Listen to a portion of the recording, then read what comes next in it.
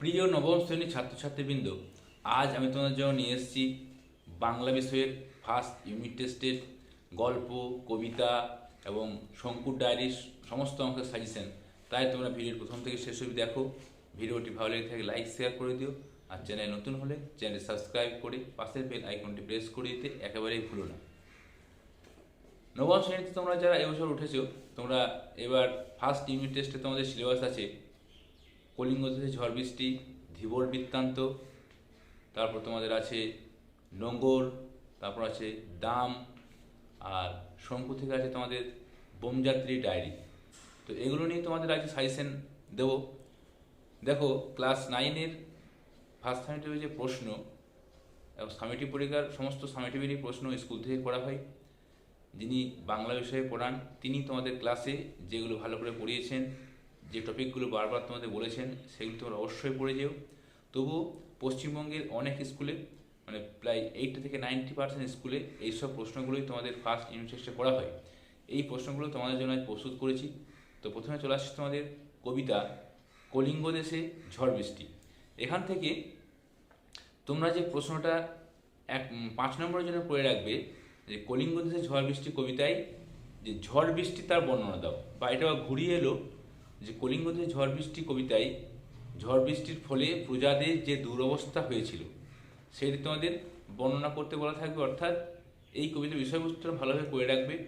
কলিঙ্গ দেশের প্রজাদের ওপর যে ঝড় বৃষ্টি, তার যে দুরবস্থা যে প্রজাদের হয়েছিল, সেইটি তোমাদের মানে বেশিরভাগ কি প্রত্যেকটি স্কুলেই তোমাদের কলিঙ্গ ঝড় বৃষ্টি কবিতা থেকে এই প্রশ্নটি দেওয়া হয়। এখান থেকে তোমরা 3 নম্বরের জন্য পড়ে রাখবে বিপাকে ভবন ছাড়ি প্রজা দিল রোর। কোন বিপাকে পড়ে প্রজারা ভবন ছেড়ে পালালো, বা রর শব্দের অর্থ কী, বা তোমাদের এখান থেকে দিল কলিঙ্গ সঙ্গরে সকল লোক যে জৈমিনী। জৈমিনীকে, কলিঙ্গের লোক জৈমিনীকে স্মরণ করছিল কেন, বা ভাদ্র মাসে যেন পড়ে থাকা তাল, এটি বলার অর্থ কী। এখানে তোমরা 1 নম্বর জন্য পড়ে রাখবে যে কলিঙ্গ ঝড় বৃষ্টি কবিতাটি কোন কাব্যগ্রন্থ থেকে নেওয়া হয়েছে। তারপর দেখিতে না পায় কেহ অঙ্গ আপনার, কেউ কারো অঙ্গ দেখতে পাচ্ছে না কেন।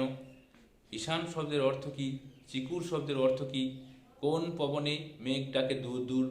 তারপরে চারি মেঘের নাম কি, অষ্ট গজরাজের নাম কি, কলিঙ্গা উড়িয়া মেঘ ডাকে উচ্চনাদ, উচ্চনাদের জায়গায় শূন্যস্থান দেওয়া থাকতে পারে। তারপর বিবাকে ভবন ছাড়ি পূজা দিল রোর, কোন বিবাকে পরে পূজারা রোর বা পালালো। তারপর অষ্টগজরাজের নাম কি। তারপর জৈমিনী কে, কারো কথা শুনিতে না পায় কোনো জন, কেন কারো কথা কেউ শুনতে পাচ্ছে না। ভাদ্র মাসে পড়ে থাকার জন্য তাল, তারপর তালকে সিলকে, যে মেঝেতে যে সিলগুলো পড়ছে সেগুলো কার সঙ্গে তুলনা করা হয়েছে। কার আদেশে কে অট্টালিকাগুলো ভেঙে খান খান করছিল। তারপর কবি মুকুন্দরাম চক্রবর্তীর উপাধি কী ছিল। তারপর অনেক স্কুলে এই প্রশ্নটাও দেয় যে ভণিতা কাকে বলে।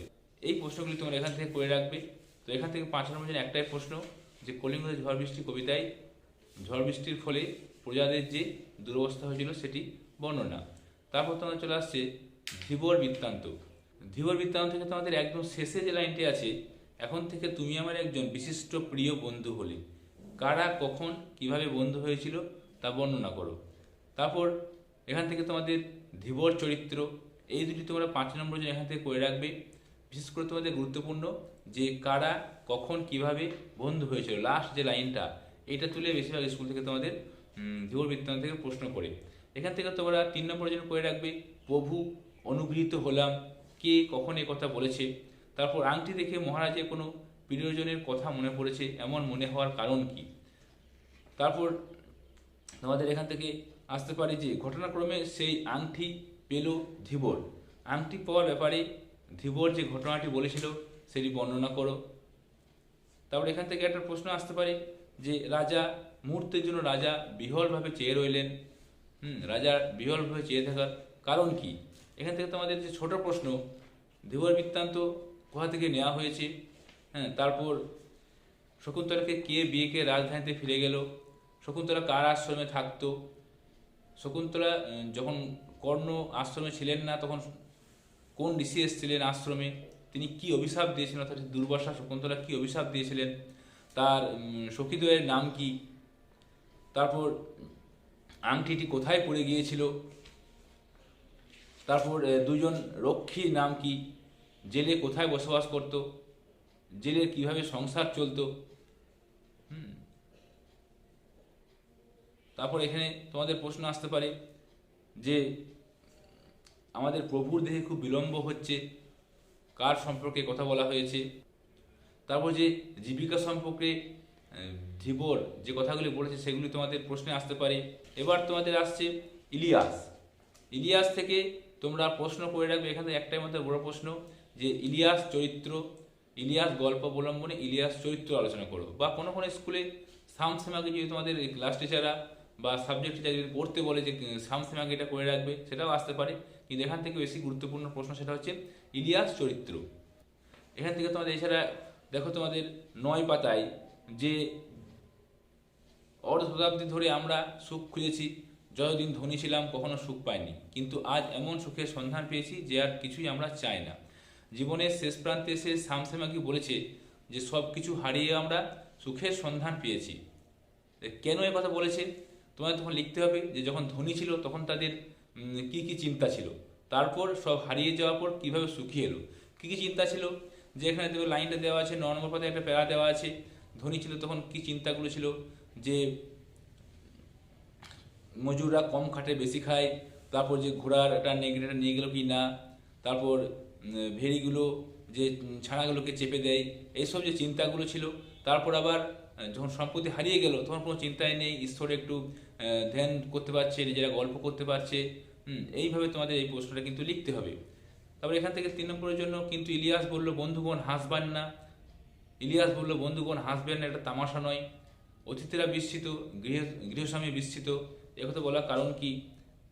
তারপর তোমাদের এখানে ছোট প্রশ্ন যে ইলিয়াস কোথায় বসবাস করত, ইলিয়াস কোন জাতির ছিল, ইলিয়াসের বিয়ের ক বছর পর বাবা মারা যায়, ইলিয়াসের কয়টি সন্তান ছিল, ইলিয়াসের বাবা মারা যাওয়ার পর তার বিষয় সম্পত্তি বলতে কী ছিল, কত বছর পরিশ্রম করেছিল, এবং 35 বছর পরিশ্রম করার পর তার বিষয় সম্পত্তি কোথায় গিয়ে দাঁড়িয়েছিল। ইলিয়াসের প্রতিবেশীরা ঈর্ষা করে কি বলতো, ইলিয়াসের বাড়িতে কোনো অতিথি এলে তাই কীভাবে সেবা করা হতো, ইলিয়াসের ভালো ঘোড়াগুলো কারা চুরি করে নিয়ে গিয়েছিল। তারপরে ইলিয়াস কখন একেবারে সর্বহারা হয়ে পড়ল, ইলিয়াসের স্ত্রীর নাম কি, ইলিয়াসের একমাত্র যে সম্বল বোঁচকার মধ্যে কি ছিল, ইলিয়াসের প্রতিবেশীর নাম কি ছিল, ইলিয়াস প্রতিবেশীকে ধন্যবাদ দিল, কেন ইলিয়াস প্রতিবেশীকে ধন্যবাদ দিল। এইগুলো তোমরা এখান থেকে করে রাখবে। চলে আসছে আমরা পরের অংশ, দাম। দাম গল্প থেকে বড় প্রশ্ন একদম শেষে যে লাইনটি দেওয়া আছে, এ অপরাধ আমি বইব কি করে, এ লজ্জা আমি কোথায় রাখবো। কেন বক্তা একদম শেষে গিয়ে এরকম হীনমন্যতায় ভুগছিল বা লজ্জিত হয়েছিল বা দুঃখিত হয়েছিল বা এটা ঘুরিয়ে এলো। দাম গল্প হলো ছাত্র শিক্ষকের সম্পর্কের দলিল, আলোচনা করো। বা এটি আসতে পারে যে স্নেহ মমতার ক্ষমার এক মহাসমুদ্রের ধারে এসে দাঁড়িয়েছি, কার কখন কেন এমন মনে হয়েছিল। এই 3টি প্রশ্ন যদি আসে তোমাদের উত্তর কিন্তু একই হবে। অতএব এই 3টি লাইন থেকে প্রশ্ন আসতে পারে, কিন্তু তোমাদের একটি উত্তরই তোমাদের এখান থেকে লিখতে হবে। তবে এখানে 3 নম্বরের জন্য যে আমার ছাত্র আমাকে অমর করে দিয়েছে, লজ্জায় আত্মগ্লানিতে আমার মাটিতে মিশিয়ে দিতে ইচ্ছা করলো, এগুলি বলার কারণ কি। তারপর সভায় জাঁকিয়ে বক্তৃতা করা গেল, বক্তৃতার বর্ণনা দাও। আমি সুযোগটা ছাড়তে পারলুম না, কেন কোন সুযোগটা কে ছাড়তে পারলো না। এখানকার চড়ুই পাখি সেখানে রাজহংসের সম্মান পায়, তাৎপর্য আলোচনা করো। তারপরে এখান থেকে তা উনি পারতেন, তিনি কি পারতেন। এখানে ছোট প্রশ্ন আসতে পারে যে দাম গল্প প্রথম কোথায় প্রকাশিত হয়েছিল, স্কুলে কি বিভীষিকা ছিল, স্কুল বিভীষিকা কে ছিলেন, মাস্টারমশাইয়ের হাতের খড়ি ভেঙে গেলে তিনি কি করতেন, প্লেটো কে, মাস্টারমশাইয়ের মতে প্লেটো এবং স্বর্গের দোরগোড়ায় কি লেখা ছিল, মাস্টারমশাই এবং স্কুল অঙ্কের হাত থেকে কথক কিভাবে রেহাই পেয়েছিল, গল্প কথকের নাম কি, সুকুমার কলেজে কি বিষয়ে পড়ান, তারপর পত্রিকার পক্ষ থেকে কি ফরমাস এলো, পত্রিকার পক্ষ থেকে গল্প লেখার জন্য নগদ কত টাকা লাভ হয়েছিল সুকুমারের, সাহিত্যের ইন্দ্র চন্দ্র মিত্র বরুণ বলতে কাদের বোঝানো হয়েছে। অতএব আমি ভাবলুম নির্ভয়ে লিখতে পারি, কে কেন নির্ভয়ে লেখার কথা বলা হয়েছে। তারপর লিখলুম তাকে নিয়ে, কে কাকে নিয়ে লিখলো, গাধা পিটিয়ে ঘোড়া করতে গেলে গাধাটায় পঞ্চতে পাই, তাৎপর্য আলোচনা করো, কত টাকা দাক্ষিণা হিসেবে দিয়েছিল, এইগুলি তোমরা এখান থেকে করে রাখবে। তারপর সভায় যে বক্তৃতা করেছিল সেখানে রবীন্দ্রনাথের কটি উদ্ধৃতি ব্যবহার করেছিল, ইংরেজি কোটেশনটি কার নামে চালিয়ে দিয়েছিল, বার্নার্ড শো নামে চালিয়ে দিয়েছিল, এইগুলি তোমরা এখান থেকে করে উঠবে। আমি চমকে উঠলুম, কে কেন চমকে উঠলো, এইসব প্রশ্নগুলি তোমার দাম গল্প থেকে করে রাখবে। এখান থেকে তোমরা এগুলি করলেই কমন পেয়ে যাবে। চলে আসছি আমরা পরবর্তী কবিতা, তোমাদের একমাত্র কবিতা নোঙর। নোঙর কবিতায় কবি জীবনীর বা মানব জীবনের কোন সত্য ধরা পড়েছে, অর্থাৎ এই প্রশ্নের উত্তর করতে গেলে তোমাদের কবিতার বিষয়বস্তু ভালোভাবে করে রাখতে হবে। এই কবিতা থেকে তোমাদের বিষয়বস্তু যদি করে রাখো, তোমাদের যে কোনো প্রশ্ন এলেই, যদি 5 নম্বরের প্রশ্ন আসে, বিষয়বস্তু তোমরা ভালোভাবে গুছিয়ে লিখে দিতে পারবে। বা এখান থেকে যে কোনো ধরনের ছোট প্রশ্ন তোমাদের করতে গেলে কবিতাটা ভালোভাবে, টেক্সট বইটা ভালোভাবে পড়তে হবে। বারবার বলছি যে তোমার শর্ট প্রশ্ন কমন পাওয়ার জন্য তোমাদের টেক্সট বইয়ে যে গল্প কবিতা বা প্রফেসর শঙ্কুর ডায়েরি, যে বোমজাতি ডায়েরি তোমার সিলেবাসে আছে, সেটা ভালোভাবে কিন্তু খুঁটিয়ে তোমাদের পড়তে হবে। তাহলে প্রতিটি শর্ট প্রশ্ন তোমরা অ্যাটেন্ড করতে পারবে। তাহলে এখানে বিষয়বস্তু তোমরা ভালোভাবে করে রাখবে। এছাড়া তোমরা 3 নম্বরের জন্য পড়ে রাখবে যে সারা রাত তবু দাঁড় টানি আর সারা রাত মিছে দাঁড় টানি, একথা কেন বলা হয়েছে। তাছাড়া এখানে তোমরা যে নোঙর কথাটি কোথা থেকে নেওয়া হয়েছে, ফরাসি শব্দ লঙ্গর থেকে, নোঙর কিসের প্রতীক, নোঙর কবিতাটি কোন কাব্যগ্রন্থে নেওয়া হয়েছে, কে লিখেছেন, পাড়ি দিতে হবে, কোথায় পাড়ি দিতে হবে। তারপর জোয়ারের ঢেউগুলি ড্যাশ ওঠে, জোয়ারের ঢেউগুলি কোথায় মাথা ঠোকে, কোথায় ফিরে যায়। তারপর স্রোতের প্রবল প্রাণ করে আহরণ, একথা বলার কারণ কি, মাস্তুল কি, পাল কি। তারপর তোমাদের কি ভরা পণ্য নিয়ে তিনি চলে যাচ্ছেন সপ্ত সিন্ধু পারে। মোট কথা এখান থেকে বিষয়বস্তু ভালোভাবে করে রাখবে আর কবিতাটা ঠিকঠাক তোমরা ভালোভাবে লাইন বাই লাইন পড়ে রাখবে। তাহলে তোমরা এখান থেকে সমস্ত প্রশ্নের উত্তর তোমরা করতে পারবে। এবার আসছি ভাব সম্প্রসারণ। দেখো, ভাব সম্প্রসারণ কিন্তু সেভাবে কমন দেওয়া সম্ভব নয়। প্রতিটি স্কুল নিজেরা সাবজেক্টে যারা তিনি ক্লাসে যেগুলো বলবেন যে এই ভাব সম্প্রসারণ করবে, সেইগুলো তোমরা প্র্যাকটিস করে যেও, সেখান থেকে তোমরা অবশ্যই কমন পেয়ে যাবে। তবু তোমাদের ভাব সম্প্রসারণ বলছি যে অধিকাংশ স্কুল এই ভাব সম্প্রসারণগুলি কিন্তু তোমাদের পরীক্ষায় দিয়ে থাকে। তোমরা ভালোভাবে দেখে রাখবে, জীবে প্রেম করে যেই জন সেই জন সেবিছে ঈশ্বর, এটা কিন্তু অধিকাংশ স্কুলে ভাব সম্প্রসারণ দিয়ে দেয়। তারপর তোমরা পড়ে রাখবে সবার উপরে মানুষ সত্য, তাহার উপরে নাই, এটাও প্রায় স্কুলে তোমাদের ভাব সম্প্রসারণ দেয়। তারপর তোমরা দিয়ে রাখবে যারা শুধু মরে কিন্তু নাহি দেয় প্রাণ, কেহ কবু তাদের করেনি সম্মান। তারপর দিয়ে রাখবে নদীর এপার কহে ছাড়িয়া নিঃশ্বাস, ওপারেতে সর্বসুখ আমার বিশ্বাস। আপনার লয়ে বিব্রত রহিতে আসে নাই কেউ অবনি পড়ে, সকলের তরে সকলে আমরা, প্রত্যেকে আমরা পরের তরে। ক্ষুধার রাজ্যে পৃথিবী গদ্যময়, পূর্ণিমা চাঁদ যেন ঝলসানো রুটি। বন্যেরা বনে সুন্দর, শিশুরা মাতৃকরে। এছাড়াও তোমরা ভাব সমস্যা দেখে রাখবে স্বার্থমগ্ন যেজন বিমুখ, বৃহৎ জগৎ হতে সে কখনো শেখেনি বাঁচিতে।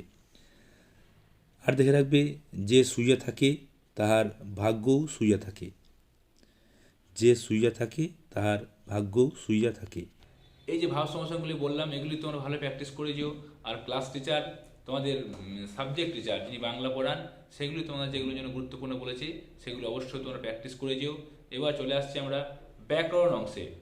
ব্যাকরণ দেখো তোমাদের, তোমরা পড়ে রাখবে যে ধ্বনি কাকে বলে, স্বরধ্বনি কাকে বলে, স্বর ব্যঞ্জনধ্বনি কাকে বলে, স্বরধ্বনি এবং ব্যঞ্জনধ্বনি পার্থক্য তোমরা ভালোভাবে করে রাখবে।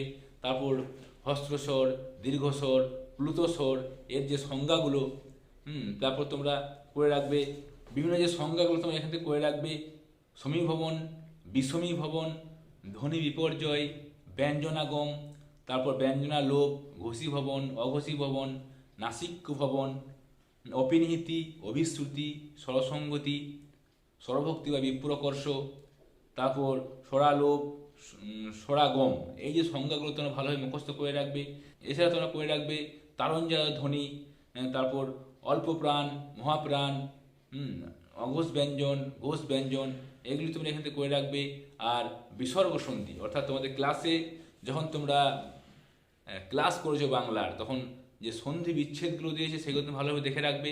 আর যে সংজ্ঞাগুলো বললাম তোমাদের পরীক্ষার জন্য যেমন খুবই গুরুত্বপূর্ণ আছে, পরীক্ষার জন্য ফার্স্ট ইউনিট অপিনীতি, অভিশ্রুতি, সমীভবন, স্বরভক্তি, তা প্লুত স্বর কিন্তু পরীক্ষায় তোমাদের আসে।